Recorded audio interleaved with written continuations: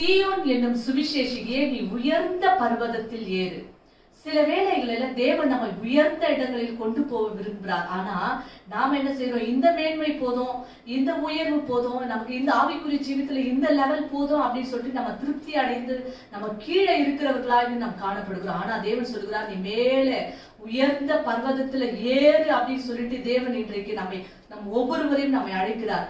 Abraham உயர்ந்த பர்வதத்துல ஏறினார். மோரியா மலையின் உச்சியில ஏறினதெல்லாம் அவனுக்கு தேவனுக்கு ஒரு பெயரிட்டார், யெகோவா ஈரே.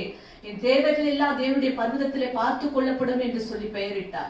மோசே சீனாய் மலையின் உயரத்துல ஏறினதுனால்தான் அவனுடைய முகம் பிரகாசித்தது. தேவன் அவர்களோடு கூட ஒரு உடன்படிக்கை செய்து கொண்டார் என்று சொல்லி பார்க்கிறோம்.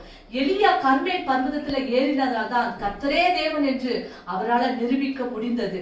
ஹல்லேலூயா. நாம கூட யோவானோ யாக்கோபும் பேதுருவா அந்த உயர்ந்த ஒரு மலையின் மேல ஏறும்பொழுது இயேசு கிறிஸ்துவினுடைய மறுரூபத்தை, அவங்க மறுரூபமாகிற அந்த மறுரூபத்தை அவர்கள் பார்த்தார்கள் என்று சொல்லி பார்க்கிறோம்.